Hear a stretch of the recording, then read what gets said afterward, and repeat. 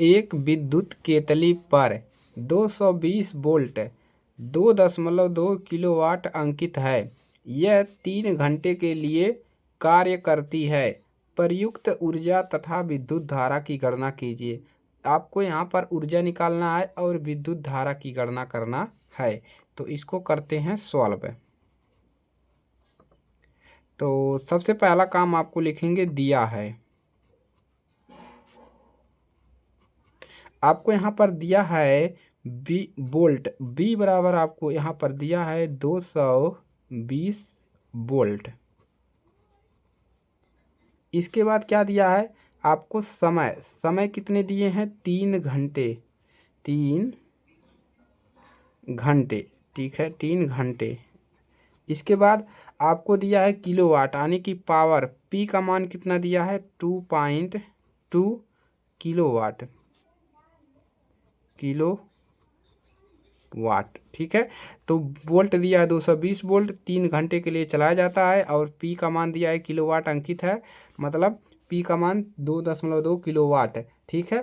तो 2.2 किलोवाट को अगर हम वाट में बदलना है इसको, तो वाट में कैसे बदलेंगे, 1000 से गुणा करेंगे तो हो जाएगा आपका 2200 वाट। कितना हो जाएगा 2200 वाट। क्लियर है।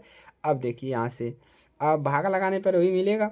अब हम जानते हैं हमको निकालना क्या है विद्युत धारा। क्लियर है।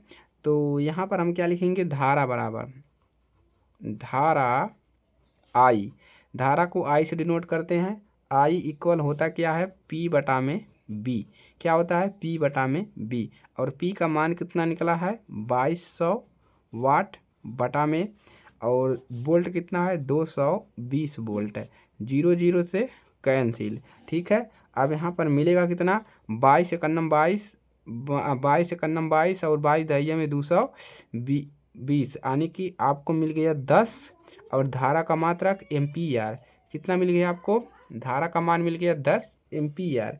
क्लियर है। यहाँ से धारा का मान निकल गया। अब आपको यहाँ से क्या निकालना है ऊर्जा, क्या निकालना है आपको ऊर्जा। तो ऊर्जा कैसे निकलेगा, ऊर्जा आने की डब्लू, डब्लू का मान निकालना है तो क्या मिलेगा डब्लू बराबर होता है पी टी, ठीक है। तो इसको प्रछांतर करने पर मिलता है। तो यहाँ से आप क्या करेंगे, पी का मान कितना निकला है, पी का मान है आपका 2.2, ठीक है। इस वाले को रखेंगे 2.2 क्योंकि किलोवाट घंटा में निकालना है, गुणे ये भी समय घंटे में दिया है तो ये घंटा में लिखेंगे 3। क्लियर है।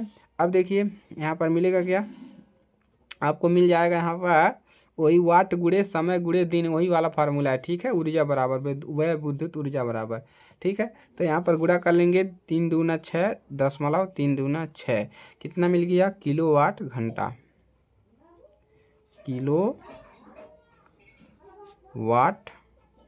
किलोवाट घंटा,